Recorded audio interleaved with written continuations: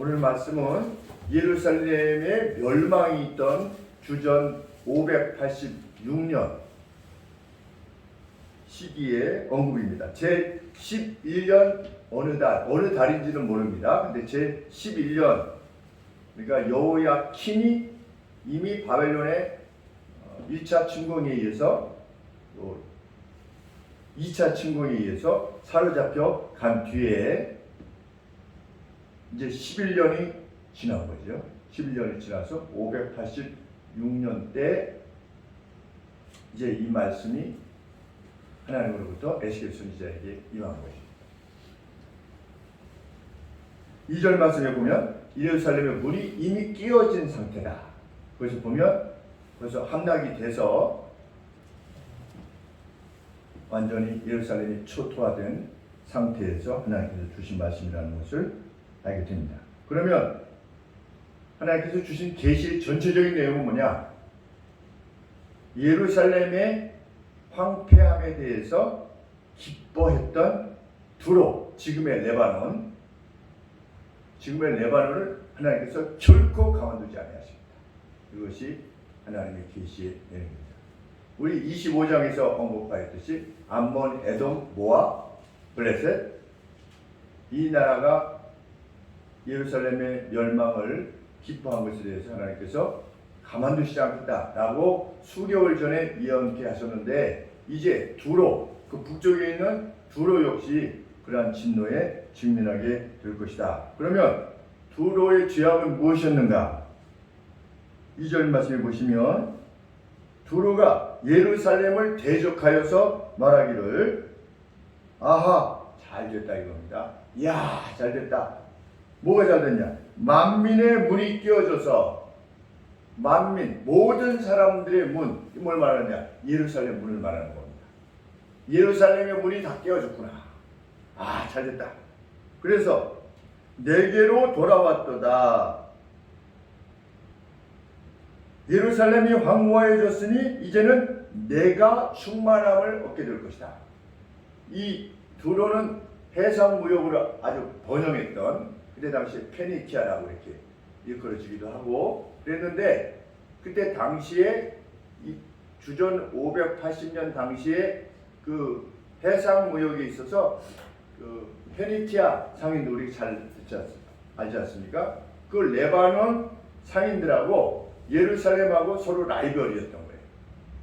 그러니까 두로, 시돈, 예루살렘, 이것이 중개 무역, 또 이제 루트가 바벨론에서부터, 이라크에서부터 애굽으로 내려가는 루트 중간에 있지 않습니까? 예루살렘이. 그러니까 어떤 그 중개 무역 또는 해상 무역에 있어서 서로 라이벌이었는데, 예루살렘이 어떻게 된 겁니까? 예루살렘이 초토화된 겁니다. 그러니까 이제는 그 부가 우리에게로 돌아오겠구나 라고 기뻐했다는 것이, 이것이 2절 말씀에 내가 충만함을 이제는 입게 될 것이다, 이렇게 말한 것에 대해서 하나님께서 가만두시지 않습니다.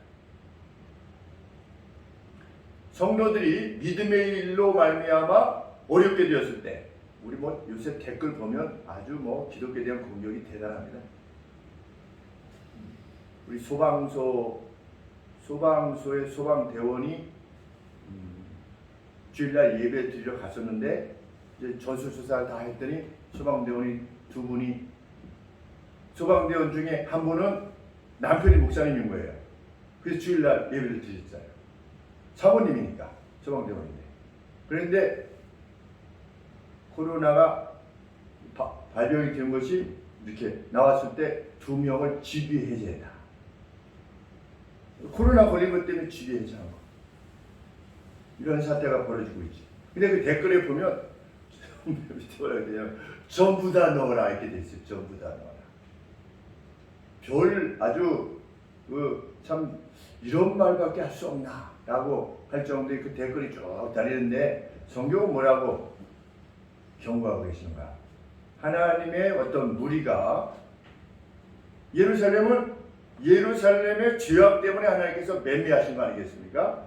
그랬는데도 그 예루살렘에 회파된 것에 대해서 잘됐다 라고 한 것에 대해서 하나님께서 그냥 두시지 않는다.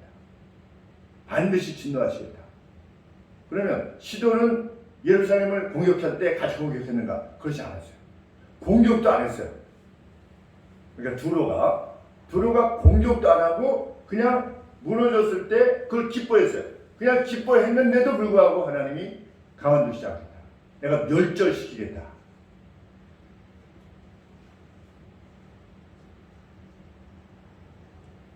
하나님께서 강한 진노를 선언하신 거죠.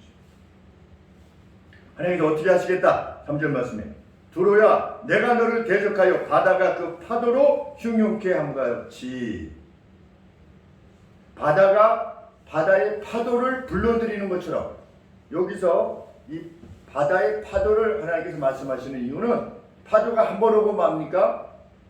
계속 오지요.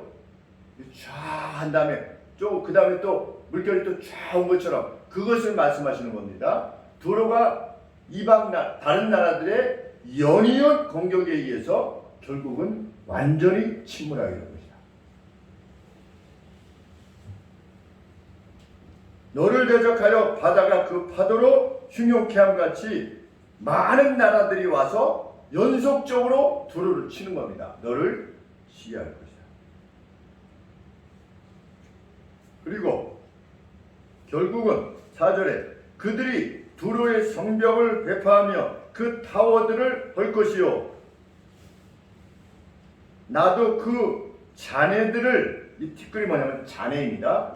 그 이제 두로가 무너져서 자네가 되지 않았겠습니까? 그럼 자네조차도 어떻게 할 것이다 하나님께서 그걸 다 쓸어버려서 뭐만 남게 하겠다. 두로가 마치 맨 바위, 레어락이라고 되어 있는데 그냥 바위 덩어리로만 남게 하시겠다.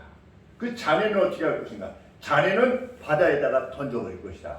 하나님은 그렇게 말씀하시는데, 그때 당시에 고대에서 패배하게 되면 그 패배한 나라의 아니면 어떤 그 족속의 그 가지고 있었던 그 잔해물들, 그걸 다 파괴한 다음에 그것들을 바다에다가 던졌대요. 근데 하나님께서 그렇게 하시겠다고 그러는데, 고고학자가 발견하기를 그 레바논 앞에 그 어떤 바다에 가보면 그 대리석으로 된 그 원형 기둥들 있죠. 이 원형 기둥들이 바다에 한 3, 40개가 그냥 하나의 그냥 바다인데 그 안에 이렇게 던져져 있는 거예요. 그러니까 그 무슨 신전이나 아니면 기념물로 세웠던 모든 것들을 다 부셔가지고 어떻게 하는 겁니까? 그냥 바다에 수장시켜 버리는 겁니다. 근데 그것이 고대의 전쟁에 있어서의 풍습이었다는 거죠. 관례. 근데 하나님께서 어떻게 하시겠다? 두로의 것들을 다 부수신 다음에 그 자네들까지도 어떻게 할 거다? 내가 다 쓸어가지고 바다에 던짐으로 두로가 맨 바위가 되는 것처럼 내가 만든 것이다. 이렇게 하나님의 나라가 잘못된 것에 대해서 기뻐했던 자들을 그렇게 만드셨습니다. 사실은 참 매우 두려워해야 되는 것이죠. 믿지 않는 사람들 교회에 대해서. 그래서 우리 이전에 예수님을 믿지 않는 사람들도 교회에 대해서는 함부로 논하지 않았습니다. 그 두려움이 있었기 때문에. 사실 그 두려움은 귀한 두려움이지.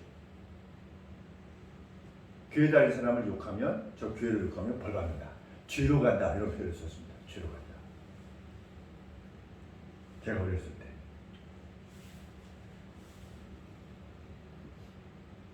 그래서 하나님께서 5절 말씀에 두로를 무엇으로 만들겠다? 바다 가운데 그물 치는 곳이 되게 하리니. 이게 무슨 뜻이냐? 이 바다들에 보면 작은 섬들이 있는데 작은 섬들이 모래로 된 작은 섬들이 있어요. 뭐 그걸 사람이 살 수도 없고 어떻게 뭐 용도가 없어요. 그래서 무슨 용도로만 당대에 썼냐면 바다에 어부들이 그물을 말리는 그때는 우리 플라스틱이 없었을 테니까 그러니까 어떤 식물이나 아니면 그 어떤 것들로 엮어서 그물을 만들지 않았겠습니까? 그게 물속에 너무 오래 있으면 안 좋으니까 그물을 말리는 것이죠. 근데 그 그물을 말릴 때 어디서 말리느냐? 바다에 있는 어떤 그 섬이긴 섬인데 모래로 만들어가지고서 아주 그 메마른 그러한 곳 거기에다가 그물을 말렸는데 두로를 내가 그렇게 만들겠다. 하나님께서 말씀하신 것이 5절 말씀입니다. 바다 가운데 금을 치는 것이 되게 하리니 내가 말하였기 때문이다. 그가 이방의 노략물이 될 것이요 들에 있는 그의 딸들은 칼에 죽을 것이며 그것을 통해서 나를 여호와인 줄 알게 될 것이다.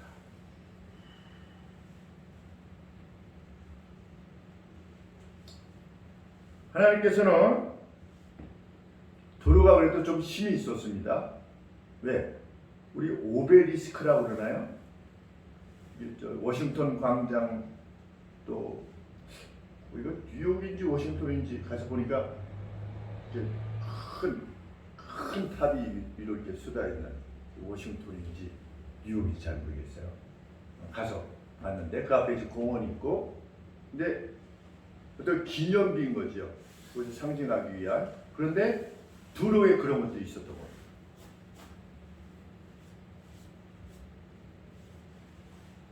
그런데 그만큼 힘이 있었다는 거죠. 두로가 아주 뭐 큰 제국은 아니었다 할지라도.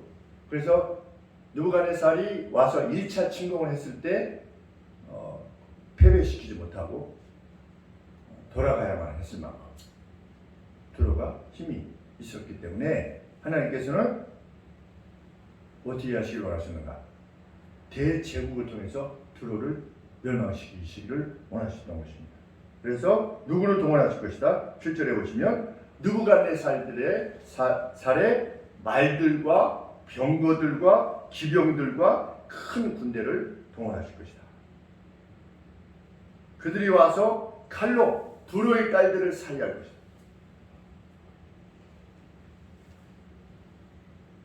팔절 말씀해 보시면 그들이 와서 공성을 쌓고, 성이 있으면 성 둘레를 다시금 성을 쌓는 거죠. 그리고 공성을 쌓고 램프를 쌓고 흙을 이렇게 쌓아 올려가지고 점점 거리로 상대하고 같이 높이가 같아지게끔 만드는 것입니다. 램프를 이렇게, 우리 램프라고 하지 않습니까? 인터체인지 같은데 이 램프 올라간다고 하는 것처럼 이렇게 만드는 겁니다. 램프를 만드는 겁니다. 그것이 8절 말씀의 내용입니다. 너를 치려고 운제를 세우며, 이 운제가 뭐냐? 이것이 공성을 말합니다. 공격하기 위한 성을 새로 세우며 토성을 쌓으며 방패를 갖출 것이며, 여기서 말하는 방패라고 하는 것은 그때 당시에 군사들이 자기들의 방패를 모아가지고, 왜냐하면 성 안에 있는 사람들이 막 공격하니까 방패를 만들어가지고 집단으로 그 방어를 만드는 것을 여기서 말하고 있는 방패라 이렇게 표현하는 겁니다. 그러니까 이 내용을 볼 때 전쟁이 그렇게 이루어졌겠구나 라고 하는 것을 알게 되는 것이죠. 하나님께서 그렇게 두로를 멸망시킬 것이다. 9절에 공성퇴를 베풀어, 이거 뭐냐면 공성망치를 말합니다. 성을 공격할 때 이게 큰 나무 같은 것이 앞에다가 쇠 같은 걸 박아가지고 그냥 문이나 벽 같은 거를 막 달려가면서 확 찧어가지고 상대편 그 성의 그 문에 구멍을 뚫어버리는 그러한 것을 말하는 것인데, 공성태를 베풀어 내 성을 치며 도끼로 망대를 찍을 것이며, 그리고 10절에 어느 정도로 말이 많을 것이냐, 많은 말을 동원할 것이냐, 그 말의 티끌이, 그 먼지가 말 발굽해가지고서 나는 그 먼지가 너를 커버할 것이다. 너를 덮을 것이다. 그래서 그들이 어떻게 될 것이다? 이미 무너진 성 구멍으로 들어가는 것 같이 네 성문으로 그냥 들어가게 될 것이다. 내가 그렇게 만들 것이다. 그런데 2차 침공에 의해서 그렇게 될 겁니다. 근데 예루살렘도 그렇게 멸망됐는데 586년에 두로도 그런 기록을 당한 겁니다. 그때 완전히 멸망하진 않았지만 586년에 예루살렘이 멸망했는데 586년에 바벨론이 두로도 공격한 거예요. 그래서 무려 13년간을 포위한 겁니다. 놀랍죠. 받죠. 얼마나 괴로움이 컸을까 하는 생각이 듭니다. 성을 13년 동안 그 위에서 공역합니다.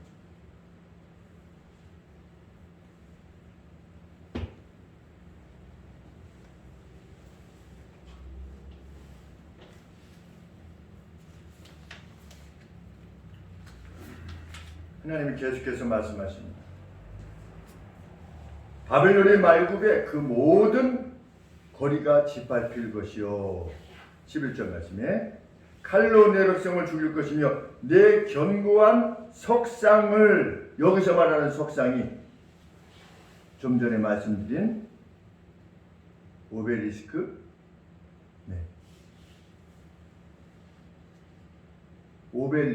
오벨리스크라고 하는 탑이 땅에 무너져 내리게 될 것이다.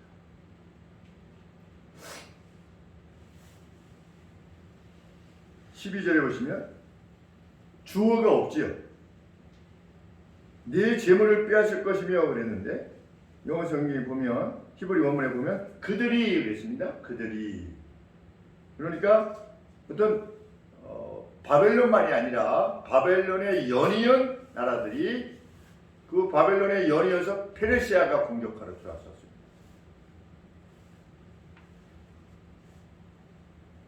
연이은 그들이 두로의 부와 상품들을 노략하고 내 무역한 것을 노략할 것이며 내 성을 얻을 것이며 내가 기뻐하는 집을 무너뜨릴 것이며 또 내 돌들과 내 제목과 내 흙을 다 어디 가운데? 이미 설명해 드린 바대로 물 가운데로 던져버릴 것이다. 그래서 흔적을 남기지 않으려고 할 것이다.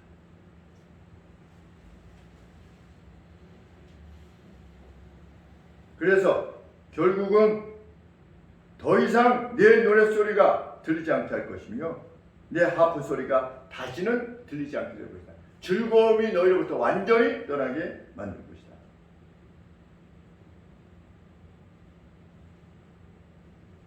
그 상황이 얼마나 무서웠던지 15절 말씀에 너희 엎드려지는 소리에 모든 섬들이 진동하지 않겠느냐. 주변에 있는 모든 사람들이 곧 너희 중에 상한 자가 부르짖으며 살육을 당할 때라. 상한 자의 그 신음소리가 모든 섬을 진동하게 될 것이다. 당하기를 누가 당했는데요? 두로가 당했는데 그 괴로움으로 인해서 주변의 모든 섬들이 떨게 되는. 그래서 16절에 그때의 바다의 모든 왕이 두로와 거래를 통해서 부와 명예와 힘을 얻었던 어떤 그 권력자들까지도 어떻게 될 것이다? 그 보좌에서 내려 조복을 벗으며 자기들이 입고 있던 그 멋진 것들을 벗으며 수놓은 옷을 버리고 떨림을 입고. 당하기는 누가 당했냐면 저게 당했는데 그 모습을, 당한 모습을 보고 두로와 함께 무역을 했던 사람들이 떠는 겁니다. 야, 이게 어떻게 된 거야? 두로와 늘 같이 했었으니까 우리에게도 화가 미치는 거 아니야? 라고 할 정도로 그만큼 두로를 하나님께서 치실 것이다. 16절 말씀. 너로 인하여 무시로 떨며. 그런데 여기에 뭐라고 됐냐면 every moment 그랬습니다. 매분 떨고 있을 거다. 누가? 주변에 그 어떤 존재들이 두로가 당한 것에 대해서.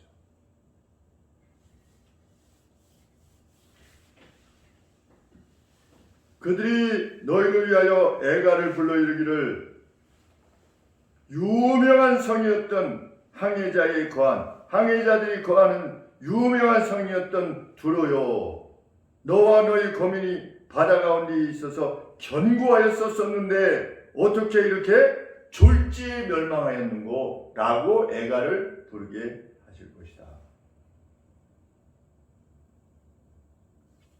다시 하나님이 말씀하십니다. 19절 말씀.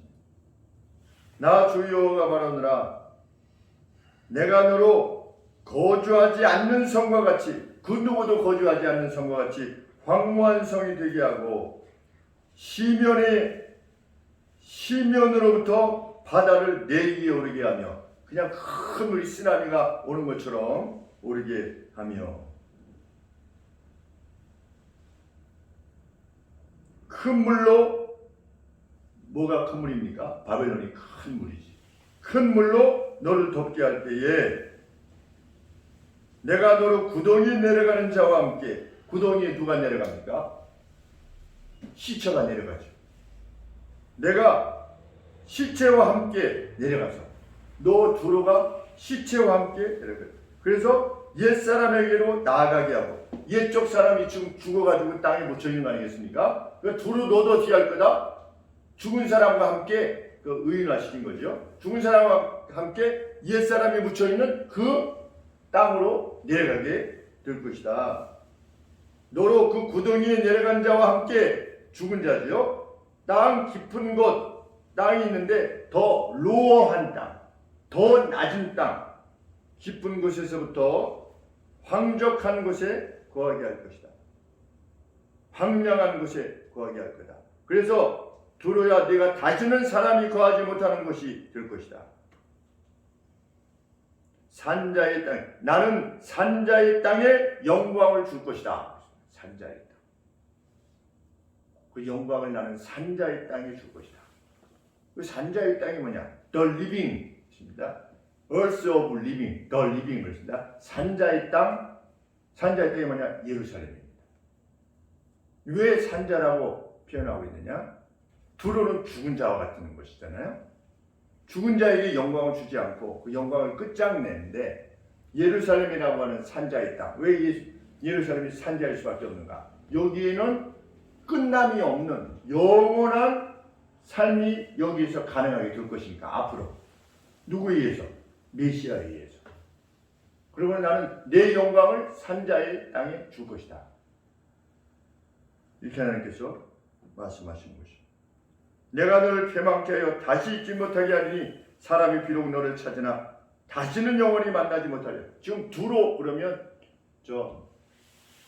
구글이나 찾아야지 두로가 나와요. 두로에 대해서 아는 사람이 없어요. 우리도 두로에 대해서 잘 모르지 않습니까? 레바논이 두로였다는 것을 어떻게 누가 알겠어요? 그때 사람들도 아닌 것이지요. 그래서 제가 역사적으로 어떠했는가 이렇게 좀 살펴봤습니다. 그랬더니 어네스트 레난이라고 하는 역사가가 두로에 대해서 이렇게 말하고 있습니다. 두로는 폐허로 세워진 폐허의 도시다. 이 한마디가 아주, 폐허로 세워진 폐허의 도시다. 그러니까 완전히 황폐화됐다는 거죠. 얼마나 무서운 말씀인지 알 수 없습니다. 하나님 이렇게 말씀하셨는데 그렇게 된 겁니다.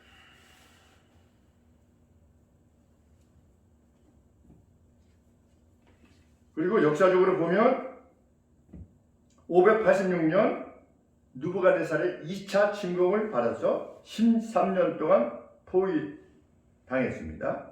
그 얼마나 괴로움을 겪었겠습니까? 근데 결국 패배해서 조공을 바쳐서 살아남았는데, 이후에 약 50년 뒤에 페르시아의 고레스의 침공이 있었어요. 또 많이 또 죽고 괴로움을 당했어요. 그 다음에 다시 한 200년 뒤에 페르시아 왕의 침공을 받아서 거주민들이 다 살육당하고 생존자들은 포로로 잡혀갔다. 이것이 두로의 끝이에요. 언제? 주전 336년. 이 세계사 속에 있는 겁니다. 두로의 멸망. 그래서 그 흔적만 남아있는, 바다에 있는 두로의 옛 흔적, 바다에 던져진 그 흔적만 남아있는 겁니다. 이 26장이 언급하시는 내용이 무엇입니까? 하나님은 자기 백성을 그만큼 사랑하신다. 자기 백성 위에 두신 하나님의 이름을 결코 불명예스럽게 하시지 않는다. 그것을 결코 용납지 아니하신다. 자기 백성을 다시금 회복시키심으로 하나님은 영광을 받으시기를 원하시는 것이다. 그 역사 속에서 계속되어지는 역사 속에서 그것들을 이루어 가셨다. 연합군이 승리했잖아요. 일제시대 당시에 일본을 이길 나라가 없을 것이라고 생각했대요. 우리나라 국민들. 왜? 필리핀 뭐 거의 버마까지 갔잖아요. 중국 다 먹고. 근데 하나님께서 어떻게 하시는 겁니까? 하나님께서 역사에 이끌어 가시는 겁니다. 왜? 그게 끝장나면 어떻게 됩니까? 복음이 끝장나니까. 지금 미국이 세계 패권 국가가 되지 않았다고 가정해 봤을 때 우리의 믿음은 어떻게 될 것인가?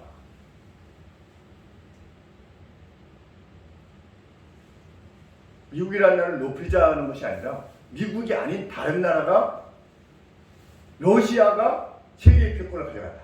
예를 들면 아니면 중국이 세계의 패권을 가져갔다. 그럼 우리 홍콩처럼 되겠죠.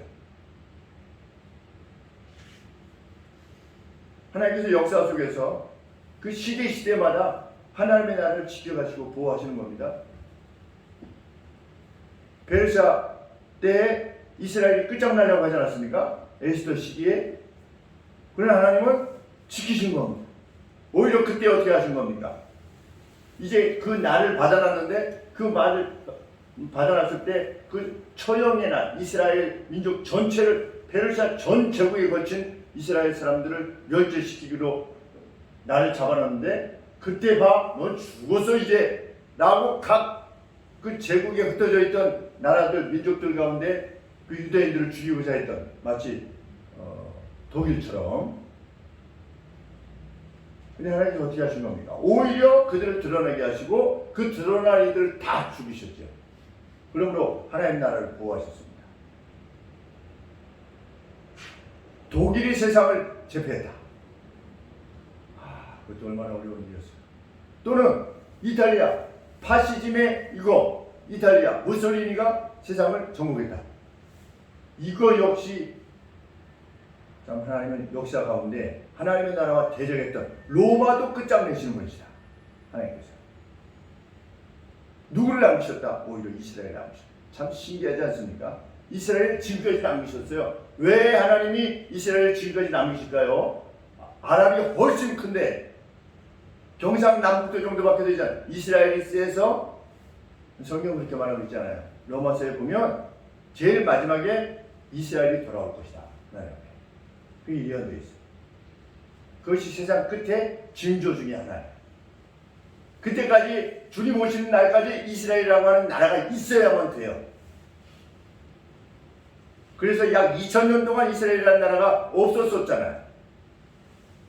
나라를 잃어버린 지 AD 70년에 로마가 점령해가지고 그때 120만 명을 죽이고 120만 명을 예루살렘에 있었던 사람들의 수가 대략 80만 명이라고 하는데 120만 명을 죽였으니 예루살렘에 있는 사람들은 다 죽은 거 아니겠습니까? 120만 명을 죽이고 이스라엘을 끝장낸 거지요.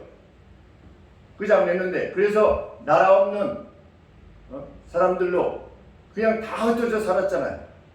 이디오피아도 흩어지고 지금의 러시아에도 흩어지고. 그래서 최근 뭐 이게 사람들이 줄어드니까 어떻게 합니까? 다 비국 정책을 사용해가지고 거기 있는 사람들이 막 다 돌아오지 않았습니까? 그래가지고 뭐 그 검은 유대인들도 있고 흰 유대인들도 있고 노란 유대인들도 있고黄인종, 백인종 뭐 다 할 것 없이 2000년 동안 세계에 흩어져 살았었으니까. 그런데 다시금 어떻게 한 겁니까? 이스라엘이라고 하는 나라를 세울 수 있게끔 하신 겁니다. 왜 그렇습니까? 성경에 이스라엘이 돌아올 것이다. 하나님께서 이스라엘이라고 하는 이름을 하신 그 나라를 긍휼히 여기시고 나중에 회복시키실 것이다 라고 말씀하셨기에 그런 것을 생각해 보면 나라가 없이 2000년 동안 있다가 회복되어진 나라 세계사에 없잖아요. 그만큼 역사를 하나님께서 이끌어 가시고 세계사는 이스라엘의 역사다. 하나님 나라의 역사다. 라고 하는 사실을 결코 잊지 않고 나가는 거예요. 그 하나님이 우리를 지금도 이끌어가고 계시고 우리를 생존케 하셨고 우리가 세상을 떠난 뒤에 우리의 영혼을 받으실 것이며 훗날 다시금 우리를 회복시키실 것이다. 역사에서 증명하신 바대로 그것이 하나님에 대한 우리의 고백입니다. 정말 힘있게 하나님은 자기 백성을 욕보이는 자들을 결코 용납지 아니하시며 자기 백성의 괴로움에 대해서 조롱하는 자들까지도 하나님은 결코 내버려두시지 않을 거다. 말씀하셨습니다. 시진핑이가 어떻게 될지 모르죠.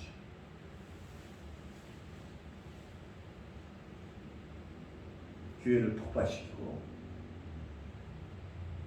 교회에 자기의 초상을 두게 하는 시진핑을 하나님께서 어떻게 하실지 모릅니다. 분명히 보여주실 겁니다. 역사 내에, 우리 역사 내에. 그가 회개치 않는 한 그저 가게 하시진 않을 겁니다. 홍콩에 있는 그 자유를 외치는 이들이 누구입니까? 그 데몬스트레이션을 주도하는 이들이 누구라고 했습니까? 우리 크리스찬들입니다. 크리스찬 형제 자매들입니다. 왜 그들이 그토록 자유를 위해서 막 인치를 당하면서 끌려가고 이렇게 하면서까지 왜 그렇게 하는가? 복음의 자유를 위해서 그렇게 하는 겁니다. 복음의 자유. 예배 드릴 수 있는 홍콩의 7분의 1이 예수님을 믿는 성도들이기에 하나님께서 홍콩의 우리 크리스찬들, 중국 내 우리 크리스찬들 십자가가 무너지고 떼어지고 교회가 폭파되는 이런 퍼포먼스를 통해서 크리스찬들을 두렵게 하려고 하는 이들에 대해서 기도로 또는 때로는 항의로 이렇게 외치고 있는 바에 대해서 우리 하나님께서 결코 침묵하지 않으실 겁니다. 드러내실 때 우리는 하나님의 영광을 보게 될 겁니다. 아, 하나님 결국 또 우리 역사 가운데 하나님을 대적하는 우리를 저렇게 다루시는구나 라고 하는 것을 알게 될 것입니다. 우리 체포하러 다녔던 분들, 예배드린다고 체포하러 다녔던 우리나라에 있는 분들도 볼 겁니다. 하나님께서 어찌 그들을 대하실 것인가 지켜보고 있는 것입니다. 우리가 그를 저주할 필요 없습니다. 왜? 그는 우리로서는 그를 위해서 기도할 뿐입니다. 제발 심령에 돌이켜서 살기를 그 하나님의 이와 같은 저주를 받지 않게 되기를 하나님 옆에 간절히 구할 뿐입니다. 우리 심령. 왜? 그것은 두려운 일이니까. 그들이 떠나지 않도록 아니면 치명적 병에 걸리지 않도록 아니면 어디에 이렇게 오랜 세월 동안 괴로움을 겪지 않도록 속히 회개하고 돌아설 수 있게 되기를 구할 뿐입니다. 그렇게 구할 수 있는 우리들에게는 그 믿음으로 말미암는 평강만이 주어질 것입니다. 그런 우리로서 살아갈 수 있게 되기를 원합니다. 기도하겠습니다. 하나님 아버지 말씀 주심에 용기를 얻게 하여 주옵소서. 가정적으로 또 교회적으로 또 교단적으로 하나님 말씀대로 살기 위해서 힘을 다하는 가정들을 하나님께서 얼마나 돌아보실까 하는 생각을 하게 됩니다.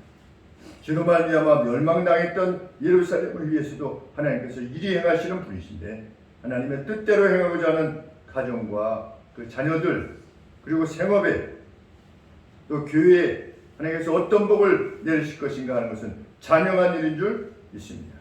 나가서도 복을 받고 들어가서도 복을 받는 참된 복 저희들 누리고 또 나눌 수 있도록 도와주시옵소서. 예수님의 이름으로 기도합니다. 아멘. 400장 찬양하겠습니다.